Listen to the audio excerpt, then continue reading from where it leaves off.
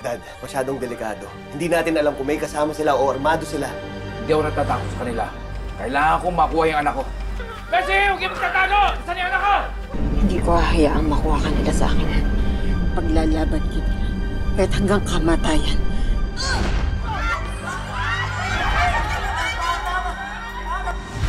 Alam mo, mas nabibigyan namin siya ng maayos na buhay kesa sa'yo! Baby ko na lang yung natitira sa akin. Kaya hindi ko siya ibibigay sa inyo. Bessie, tingnan mo na! Huwag ka natatakbo! Kahit anong i-offer mo, hindi ko ibibigay ang anak ko. Akin lang siya! Bessie! Hindi! Yung anak ko, akin lang! Robert! Anak ko! Miss Bessie Rodriguez, inaaresto ka sa salang attempted parricide. Nakuha na ng mga pulis si Betsy.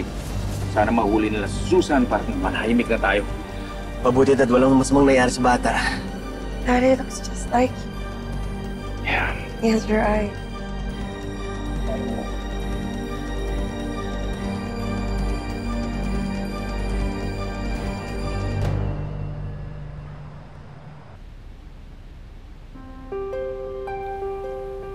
Stable naman po si baby niya, sir. It's just that medyo na-dehydrate lang siya, tapos may konting infection. But it's manageable.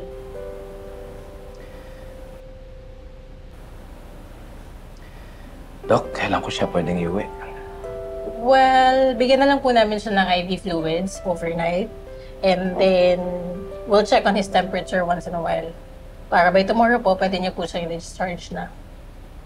Maraming salamat, Doc. You're welcome.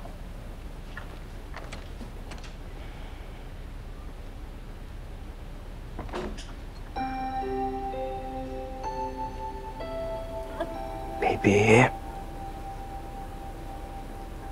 Baby, I'm sorry. I'm sorry, naiipit ka. Naiipit ka sa away namin ng mami mo.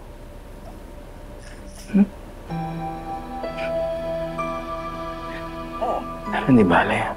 Ngayon at nandito ka na sa poder ko.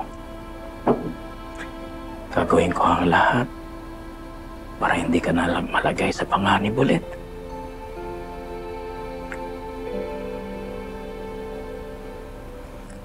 Pasensya ka na kung nalayo kita sa nanay mo. Ito naman ay para sa sarili mo ring kapakanan. Ayoko kasi yung ginagamit ka niya sa mga sarili niyang mga intensyon. Nandito ako. Ako ang magiging daddy at mami mo. At pangako ko sa'yo, ay pupusugin kita sa pagmamahal at proteksyon.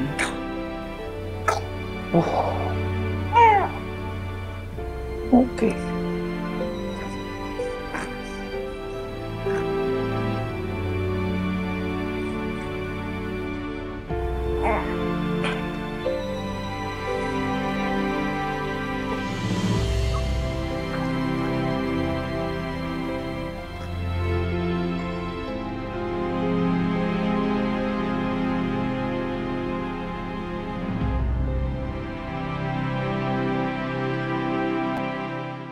Patuloy pa rin po kami naghahanap kila Susan Morales at Brian Yabut.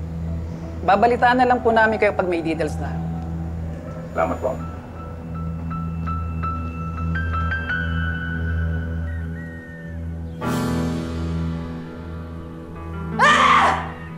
Paisit ka, Robert! Hindi ako papayag na ipakulong mo ang anak ko!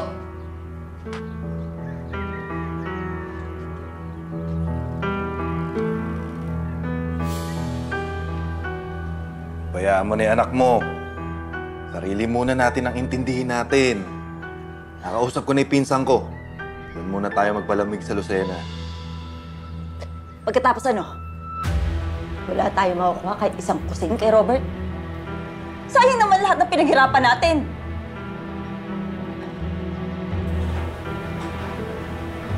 Don't worry. I'm positive. Mahuhuli natin sila, Aling Susan. Yes, but until then, hindi tayo pwedeng manahimik. Habang palibot-libot ang nanay ni Betsy, pwede siya magtangka laban sa atin. Dad, may isasuggest sana ako. Para mas magkaroon tayong peace of mind, tsaka makasiguran kita guguluhin nila Aling Susan at Betsy. Pati na lang tayo lumayo.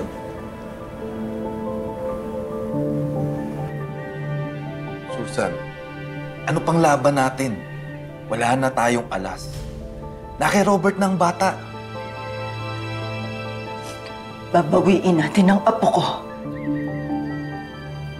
Para mapilitan siya na tubusin yung bata. Dahil sinisigurado ko naman, maglalabas siya ng malaking pera para sa kaligtasan ng anak niya.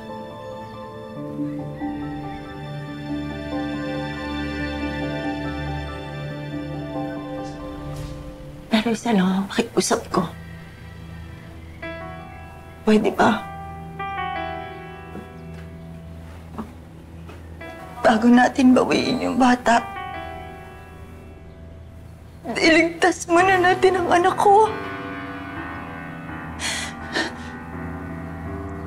Dahil hindi ako matatahimik. Hindi ako matatahimik na hawak siya ng mga polis. Dad, I think it's a good idea. I mean, after ng lahat ng masasakit na nangyari, I think a change of environment would be good for us.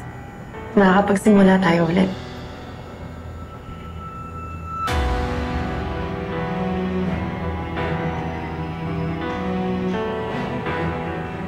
Susan, imposible. Imposible tayong makalapit sa presinto. Wala pa siya sa presinto. Sabi sa balita, nasa ospital siya dahil sa kondisyon niya. Kaya pagkakataon na natin to.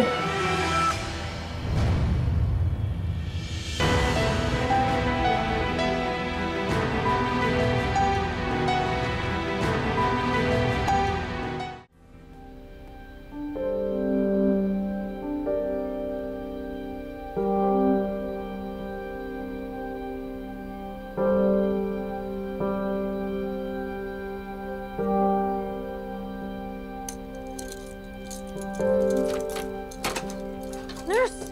Tanggalin mo nga to. Hindi ako makakilos na maayos. Tanggalin mo! Hoy! Tanggalin mo to! Nurse!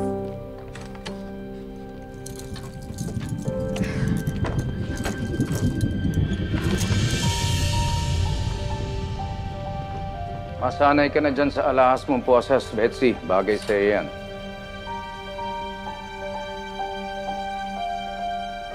Alam mo kung ako sa'yo, Betsy. I-enjoyin ko na yung kama ko. Kasi matagal-tagal na panahon na matutulog ka sa semento. Pag napakulong ka na namin. Mga hayop kayo. Akala niyo kung sino kayo mabait at malinis? Ang sama din naman ang ugali niyo. Kinuha niyo sa akin yung anak ko! May karapatan ako sa kanya dahil anak ko siya. Pero ako ang nanay. At hanggat bata pa siya, ako ang mas may karapatan sa custody niya. Papatawa ka ba, Betsy? Ano? Sasama mo siya sa kulungan, doon mo siya titira? Sabi ni attorney, hindi daw available ang kaso mo. And it's not in his best interest na samahan ka sa kulungan. Kaya kay Daddy uuwi si JR. JR? Yan ang pinangalan ko sa kanya. Hindi mo man lang ako kinonsulta. Wala kang karapatan gawin yun. Ayon sa batas, meron akong karapatan. Pag na-convict ka na, dahil sa kasamaan mo, magfa-file ako sa korte na unfit kang magulang para hindi mapunto sa'yo anak natin.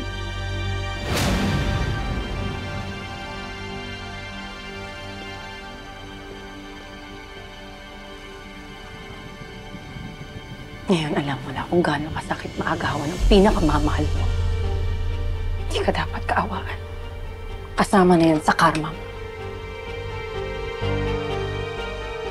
Hindi niyo pwede gawin sa akin!